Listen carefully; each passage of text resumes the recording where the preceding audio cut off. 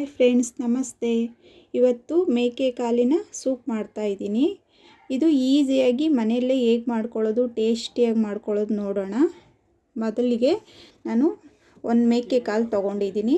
ಅಂದರೆ ಒಂದು ಮೇಕೆ ಅಂದರೆ 4 ಕಾಲಿರ್ತವೆ. ಅದು ಸಣ್ಣ ಸಣ್ಣಗೆ ಈ ಥರ ಕಟ್ ಮಾಡಿಸಿ ತೊಗೊಂಬಂದಿದ್ದೀನಿ. ಚೆನ್ನಾಗಿ ತೊಳೆದು ಇಟ್ಕೊಂಡಿದ್ದೀನಿ. ನೋಡಿ, ಇದಕ್ಕೆ ಬೇಕಾಗಿರೋ ಪದಾರ್ಥಗಳು: ಈರುಳ್ಳಿ, ಬೆಳ್ಳುಳ್ಳಿ, ಟೊಮೊಟೊ, ಖಾರದ ಮೆಣಸಿನ್ಕಾಯಿ, ಕಾಳುಮೆಣಸು, ಚಕ್ಕೆ, ಲವಂಗ, ಕೊತ್ತಂಬರಿ, ಪುದೀನ, ಅರಿಶಿನ, ಉಪ್ಪು, ಎಣ್ಣೆ ಇಷ್ಟು ಬೇಕಾಗುತ್ತೆ. ನೋಡಿ, ಈ ಥರ ಈಸಿಯಾಗಿ ಮನೆಯಲ್ಲೇ ಸೂಪ್ ಮಾಡಿಕೊಂಡು ಕುಡಿಬೋದು. ನೋಡಿ, ಸ್ವಲ್ಪ ಎಣ್ಣೆ ಒಂದು ಅರ್ಧ ಸ್ಪೂನ್ ಹಾಕಿದ್ರೆ ಸಾಕು. ಇದರಲ್ಲಿ ಅರ್ಧ ಈರುಳ್ಳಿ ಹಾಕ್ತಾಯಿದ್ದೀನಿ ಮತ್ತು 6 ಎಸಳು ಬೆಳ್ಳುಳ್ಳಿ ಹಾಕ್ತಾಯಿದ್ದೀನಿ. ಒಂದು ಗೆಡ್ಡೆನೂ ಅಲ್ಲ, 6 ಎಸಳು ಹಾಕಬೇಕು. ಮತ್ತು 1/4 ಇಂಚು ಶುಂಠಿ, 2 ಮೆಣಸಿನ್ಕಾಯಿ, 1 ಚಕ್ಕೆ, 2 ಲವಂಗ, ಸ್ವಲ್ಪ ಪುದೀನ ಸೊಪ್ಪು, ಸ್ವಲ್ಪ ಕೊತ್ತಂಬರಿ ಸೊಪ್ಪು ಮತ್ತು ಅರ್ಧ ಟೊಮೊಟೊ, ಕಾಳುಮೆಣಸು ಅರ್ಧ ಸ್ಪೂನು ಇದ್ರ ಜೊತೆನೇ ಹಾಕ್ಕೊಳ್ತಾ ಇದ್ದೀನಿ.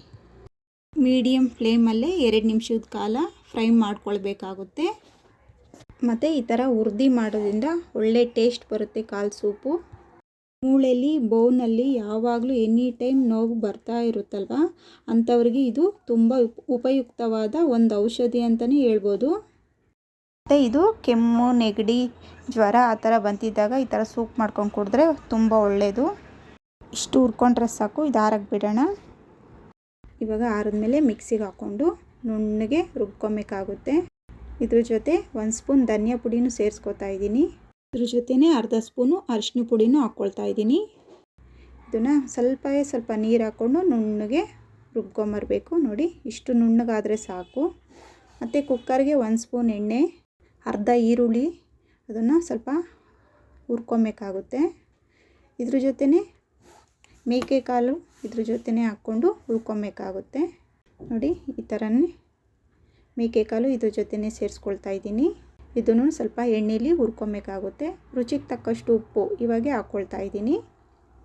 ಇದನ್ನು ಒಂದು 4 ನಿಮಿಷದ ಕಾಲ ಉಪ್ಪು ಎಣ್ಣೆಲೇ ಹುರ್ಕೊಬೇಕಾಗುತ್ತೆ. ನೋಡಿ, ಈ ಥರ ಚೆನ್ನಾಗಿ ಮಿಕ್ಸ್ ಮಾಡ್ಕೊಬೇಕಾಗುತ್ತೆ. ಈ ಥರ ಉಪ್ಪು ಎಣ್ಣೆಯಲ್ಲಿ ಹುರಿಯೋದ್ರಿಂದ ಒಳ್ಳೆ ಟೇಸ್ಟ್ ಬರುತ್ತೆ ಕಾಲು ಸೂಪು. ಇದನ್ನು ಲೋ ಫ್ಲೇಮಲ್ಲೇ ಹುರ್ಕೊಬೇಕಾಗುತ್ತೆ. ರುಬ್ಬಿದ್ವಲ್ಲ ಮಸಾಲೆ, ಅದನ್ನು ಇದ್ರ ಜೊತೆನೇ ಸೇರಿಸ್ಕೊಳ್ತಾ ಇದ್ದೀನಿ. ನೋಡಿ, ಈ ಕಾಲನ್ನ ಮಸಾಲೆಯಲ್ಲೇ ಸ್ವಲ್ಪ ಹೊತ್ತು ಹುರ್ಕೊಬೇಕಾಗುತ್ತೆ. ಈ ಥರ ಮಸಾಲೆಯಲ್ಲಿ ಹುರಿದಷ್ಟು ಒಳ್ಳೆ ಟೇಸ್ಟ್ ಬರುತ್ತೆ. ಧನುರ್ವಾಯು ಇರುತ್ತಲ್ಲ, ಅವರು ಆದಷ್ಟು ಮೇಕೆ ಕಾಲನ್ನ ಸೂಪ್ ಮಾಡಿಕೊಂಡು ಕುಡಿಬೇಕಾಗುತ್ತೆ. ಮಂಡೀಲಿ ಮತ್ತು ಮೂಳೆಯಲ್ಲಿ ಯಾವಾಗೂ ನೋವಿರುತ್ತಲ್ಲ, ಅಂಥವ್ರು ಈ ಥರ ಕಾಲು ಸೂಪ್ ಮಾಡ್ಕೊಂಡು ಕುಡಿದ್ರೆ ತುಂಬ ಒಳ್ಳೆಯದು. ಎಷ್ಟು ತೆಳ್ಳಗೆ ಬೇಕೋ ಅಷ್ಟು ತೆಳ್ಳಗೆ ಮಾಡ್ಕೊಬೋದು. ನಾನು ಮೆಜರ್ಮೆಂಟು 1.5 ಲೀಟ್ರ್ ನೀರು ಹಾಕ್ಕೊಳ್ತಾ ಇದ್ದೀನಿ. 1.5 ಲೀಟ್ರಿಗೆ ಒಂದು 6ರಿಂದ 7 ಜನ ಸೂಪ್ ಕುಡಿಬೋದು. ಮೆಜರ್ಮೆಂಟ್ ಗೊತ್ತಾಗಲ್ಲ ಅಂದರೆ ಈ ಕಾಲು ಮುಳುಗೋಷ್ಟು ನೀರು ಹಾಕಿದ್ರೆ ಸಾಕು. ಈ ಥರ ಕುದಿ ಬರುತ್ತೆ. ಈ ಥರ ಕುದಿ ಬಂದಾಗ ನಾನು ಮುಚ್ಚಳ ಮುಚ್ಚಿ ವಿಸಿಲ್ ಹಾಕಿ 6ರಿಂದ 7 ವಿಸಿಲ್ ಬರ್ಸ್ಕೊಬೇಕು. ಮತ್ತು ಕಮ್ಮಿ ಇರಬೇಕು ಉರಿ, ತುಂಬ ಜಾಸ್ತಿ ಇಟ್ಕೊಬಾರ್ದು. ನೋಡಿ, ಈ ಥರ ನೋಡಿ ಬಂದಿದೆ. ವಿಸಿಲ್ ಎತ್ತುತ್ತಾ ಇದ್ದೀನಿ. ನೋಡೋಣ ಹೇಗಾಗಿದೆ ಅಂತ. ನೋಡಿ, ಎಷ್ಟು ಚೆನ್ನಾಗಾಗಿದೆ. ಮನೆಯಲ್ಲೇ ಈಸಿಯಾಗಿ ಕ್ವಿಕ್ಕಾಗಿ ಮಾಡ್ಕೊಳ್ಳೋವಂತಹ ಕಾಲು ಸೂಪು. ಬಿಸಿನಲ್ಲೇ ಹೀಗೆ ಮಿಕ್ಸ್ ಮಾಡ್ಕೊಳ್ತಾ ಇರಬೇಕಾಗುತ್ತೆ. ನೀವು ಈ ಥರ ಮಿಕ್ಸ್ ಮಾಡ್ಕೊಳ್ಳೋದ್ರಿಂದ ಒಳ್ಳೆ ರುಚಿ ಕೊಡುತ್ತೆ. ಎಷ್ಟು ಚೆನ್ನಾಗಿ ಬೆಂದಿದೆ ಅಂದರೆ ಮೂಳೆ ಸಪ್ರೇಟು, ಮಾಂಸ ಸಪ್ರೇಟು ಆ ಥರ ಬೆಂದಿದೆ. ಪರ್ಫೆಕ್ಟಾಗಿ ಬೆಂದಿದೆ. 6ರಿಂದ 7 ವಿಸಿಲ್ ಬರ್ಸ್ಕೊಂಡ್ರೆ ಈ ಥರ ಚೆನ್ನಾಗಿ ಬೇಯುತ್ತೆ.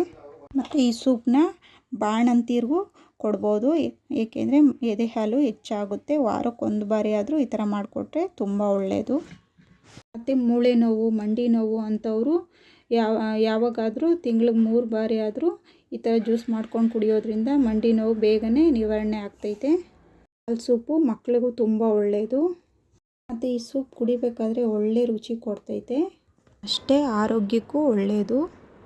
ಎಷ್ಟು ಸುಲಭವಾಗಿ ಮನೆಯಲ್ಲೇ ಮೇಕೆ ಕಾಲಿನ ಸೂಪ್ ಮಾಡ್ಕೊಳ್ಳೋದು ಅಂತ ನೀವು ಒಂದು ಸತಿ ಟ್ರೈ ಮಾಡಿ. ಹೇಗಿತ್ತು ಅಂತ ಕಮೆಂಟ್ಸ್ನಲ್ಲಿ ತಿಳಿಸಿ. ಈ ವಿಡಿಯೋ ಇಷ್ಟ ಆಗಿದ್ದರೆ ಲೈಕ್ ಮಾಡಿ, ಶೇರ್ ಮಾಡಿ, ಸಬ್ಸ್ಕ್ರೈಬ್ ಮಾಡ್ಕೊಳ್ಳಿ. ಧನ್ಯವಾದಗಳು.